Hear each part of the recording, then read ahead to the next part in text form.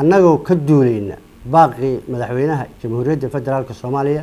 mudane Maxamed Cabdullaahi Farmaajo oo ku baaqay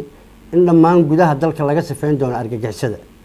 annagoo ka duulayna dardaarankii ra'iisul wasaare Xasan Cali Khayre aad buu u mahadsan yahay habeenkii aanu ka bixin xamar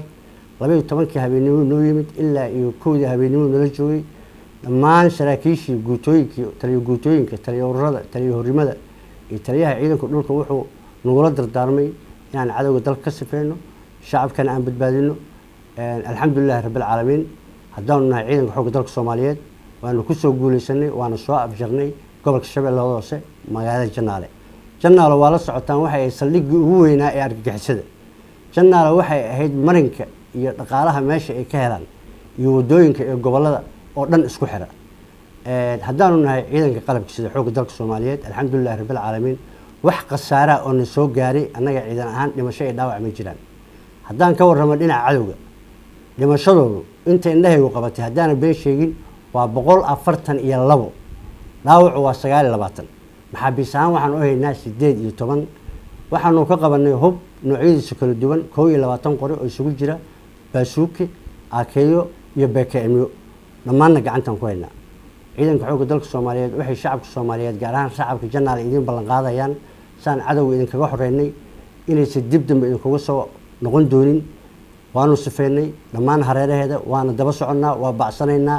3 meelood buu ku carareen 3 meeloodna ku daba joognaa ilaa iyo haddana firdhadkoodii meel ay mareen iyo meel ay ku baxeen lama yaqaano insha Allahu tacaala waxaanu idin ballan qaadanaynaa inaanu dhammaan gudaha dalka ka sifeyn doono haddii Allah wada leeyo ogolaado waxa kaloo jirta sida la socotaan shacabkii Soomaaliyeed ee reer Jannaale oo ay dhibaateeyeen oo magaalada daafaheeda ilaa ay marka u qaxay waxaanu ku soo celinay magaaladii 1500 oo qof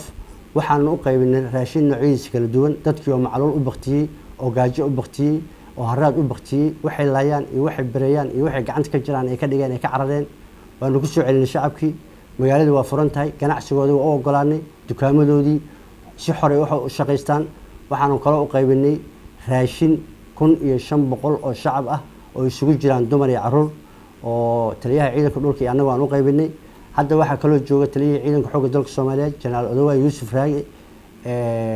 shacabkii baahidii iyo dhibaatadii iyo rafaadkii ay qabeen waanu ka saarnay cadawgiina waa ka sifeynay maantana waxay ku nool yihiin nolosha ugu fiican waxaan u ballan qaadaynaa intaanu nool nahay inaan cadawga dib ugu soo noqon. Assalaamu calaykum waraxmatullaahi wabarakaatuh.